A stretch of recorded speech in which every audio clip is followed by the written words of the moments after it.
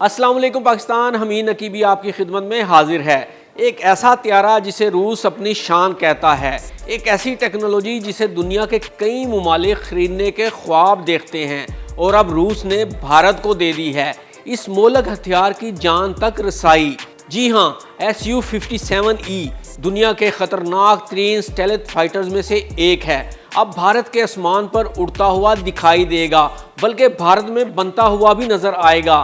लेकिन क्या रूस भारत को इस त्यारे का सोर्स कोड देगा या फिर इस त्यारे का हाल भी राफेल जैसा होगा? इससे भी दिलचस्प और अहम सवाल ये है कि रूस भारत को ये मोहलक टेक्नोलॉजी क्यों दे रहा है।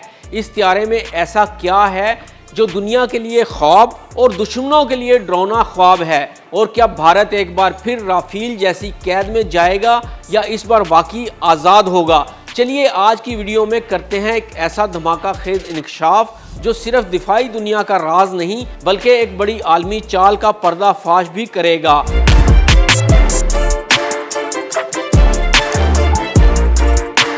Su-57E रूस का 5th जनरेशन स्टेल्थ फाइटर जो आवाज़ से 2 गुना तेज़ रफ्तार है, रडार से मुकम्मल गायब हो जाता है और दुश्मन को आने से पहले ही ख़त्म करने की सलाहियत रखता है। इसकी स्पीड 2135 किलोमीटर फी घंटा है और ये स्टेल्थ टेक्नोलॉजी का हामिल है, यानी वो त्यारा जो रेडार को चकमा दे सकता है। रेडार Su-57E दुश्मन को 400 किलोमीटर दूर से देखने की सलाहियत रखता है। इससे भी दिलचस्प बात यह है कि ये AI based fire control system 30 mm cannon system से लैस है। हाइपरसोनिक मिसाइल सिस्टम की सलाहियत भी रखता है। 2 पायलट्स को एक ही वक्त में AI मिशन सपोर्ट दे सकता है, यानी ये त्यारा सिर्फ लोहा नहीं, ये एक उड़ता हुआ कंप्यूटर है, मोहलक और खुद मुख्तार। अब बात कर लेते हैं आखिर रूस भारत को ये त्यारा बनाने की टेक्नोलॉजी क्यों दे रहा है।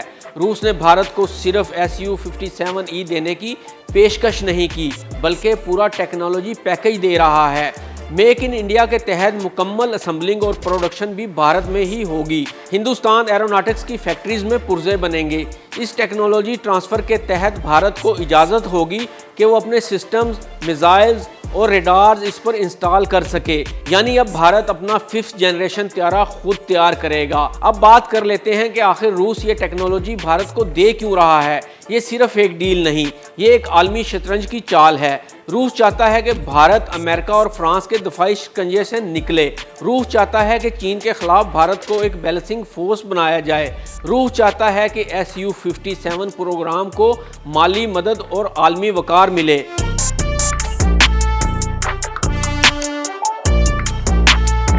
और सबसे अहम, रूस चाहता है कि भारत तवील मुद्दत तक इसका स्ट्रेटेजिक पार्टनर बना रहे।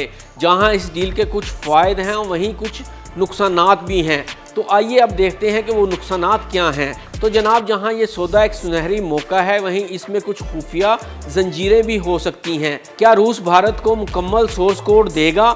अगर नहीं तो राफेल जैसा हाल ही हो सकता है जहां हर तब्दीली की इजाज़त फ्रांस से लेना पड़ती है।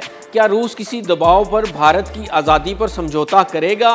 क्या त्यारे में बैकडोर सॉफ्टवेयर्स होंगे? ये वो सवालात हैं जो आज भारत के स्ट्रेटजिक थिंक टैंक्स के दिमागों में गूंज रहे हैं। तो नाजरीन, क्या ये डील भारत को वाकई दफाई आज़ादी देगी या ये भी एक ऐसी ही कैद होगी जो दिखने में ताकतवर मगर अंदर से महदूद? क्या Su-57E भारत के आसमान पर एक नई तारीख लिखेगा या ये एक ऐसी किताब बनेगा जिसके कुछ सफ़हात हमेशा रूस के कंट्रोल में ही रहेंगे? कमेंट्स में ज़रूर बताइएगा, क्या भारत को ये डील करनी चाहिए और क्या सोर्स कोड के बगैर ये सौदा मुकम्मल हो सकता है या नहीं। हमीद नकीबी को इजाज़त दीजिए। अल्लाह हाफिज़।